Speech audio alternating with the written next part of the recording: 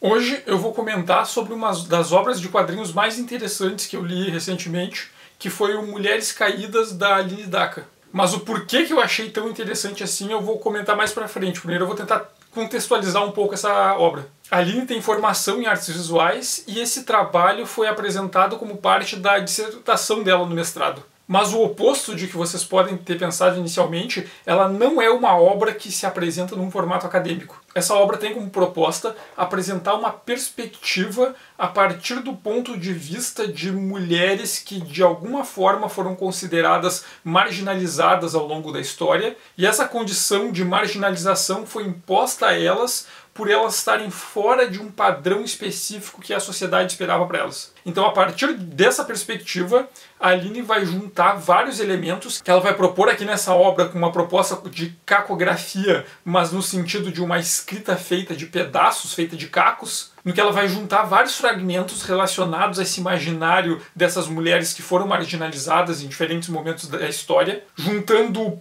textos, poemas, fotografias, pinturas, imaginário de pessoas históricas, personagens populares femininos, e vai fazer uma montagem com tudo isso para criar a proposta artística dela.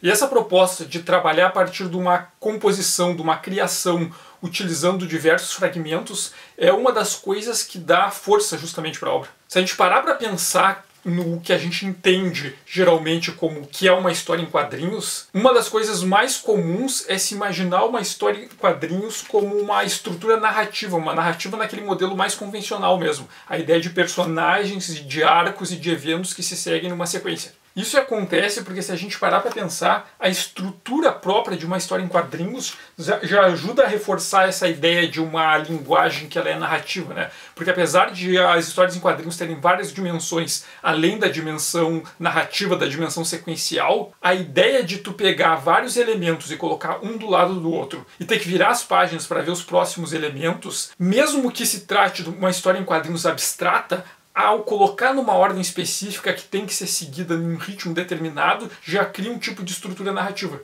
Então, como as histórias em quadrinhos tendem a ter essa forma narrativa, é muito comum que a gente entenda ela a partir da lógica de uma linguagem que constrói uma narrativa, que constrói uma história. Então a forma mais confortável para um autor de usar a linguagem dos quadrinhos é de construir uma história, tanto de uma narrativa ficcional, personagens que passam por etapas para chegar num determinado ponto numa sequência de eventos, ou mesmo uma narrativa que parte de uma proposta discursiva, a ideia de defender um argumento e usar os quadrinhos, usar essas sequências de texto e imagem para construir uma teoria, construir uma tese, defender um ponto de vista.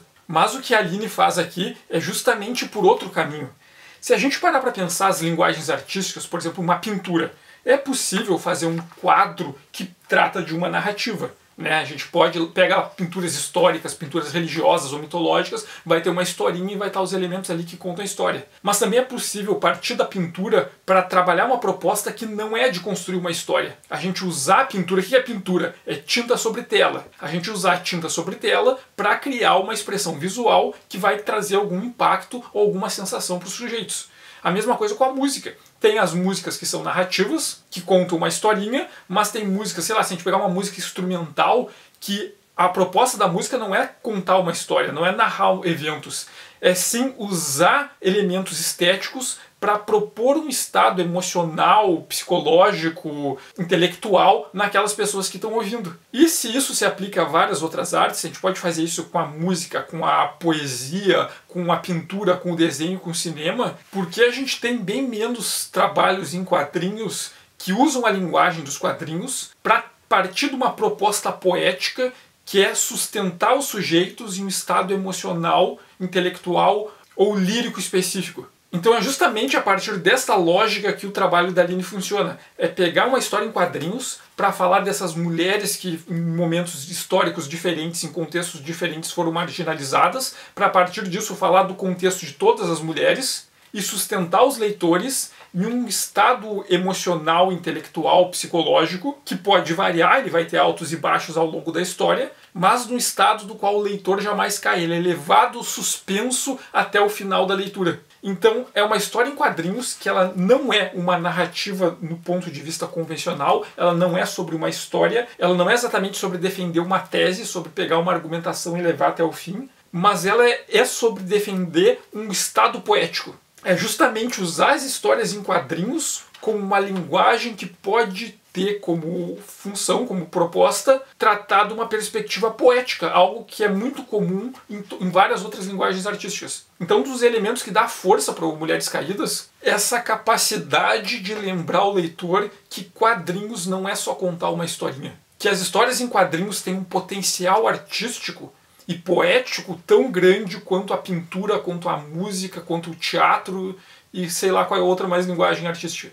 Então o impacto que ela causa no leitor não é por uma reviravolta, pelo clímax numa história, mas por essa capacidade de usar o quadrinhos com uma proposta que é lírica poética. Ao mesmo tempo que ela está tratando de um tema aqui, que é essa perspectiva dessas mulheres marginalizadas que servem como alegoria para entender a condição de qualquer uma mulher, mas fazendo isso a partir de uma perspectiva que é mais poética do que uma estrutura narrativa convencional. E essa ideia de trabalhar a partir de fragmentos, a princípio pode causar a impressão de que, sei lá, vai ser uma obra surrealista. Mas ela não é exatamente surrealista, porque o surrealismo ele trabalha com essa ideia de livre associação, de como pegar coisas aleatórias e juntar elas uma do lado da outra e a partir dessa aleatoriedade criar um sentido. E aqui no Mulheres Caídas não tem aleatoriedade. Apesar de partir da proposta de juntar diferentes fragmentos, de pegar uma poesia de uma autora, fazer uma releitura de uma pintura de outra autora, pegar fotografias de uma outra personagem histórica feminina importante e colocar isso tudo junto para funcionar junto, isso não é aleatório. Pelo contrário, ele destaca essa função dos quadrinhos de trabalhar texto e imagem e da união dos texto e imagem ressignificar os elementos. Ou seja, ela pega esses elementos que a princípio são desconexos e ao colocar um do lado do outro, eles se complementam num sentido que dão mais força ainda para aquilo que eles estavam dizendo separados. E trabalha muito com essa ideia de ressignificação, de como um texto específico do lado de uma outra imagem específica que teriam significados próprios, como eles juntos uns ressignificam o outro. Um desses casos, por exemplo, de ressignificação, que foi uma página que me impactou bastante, a página que mostra uma menina abrindo a boneca dela e arrancando todo o recheio dentro, e que ela fala: na infância abrimos as bonecas ao meio para nos sentirmos vivas. E mais para baixo tem a frase: o que eu tenho de aprender? Mas isso colocado ao lado de uma imagem que mostra a boneca toda rasgada e a menina que abriu a boneca apanhando, a ilustração do lado desse texto, eles criam um sentido novo que eles não significariam sozinho, né? A ideia de que,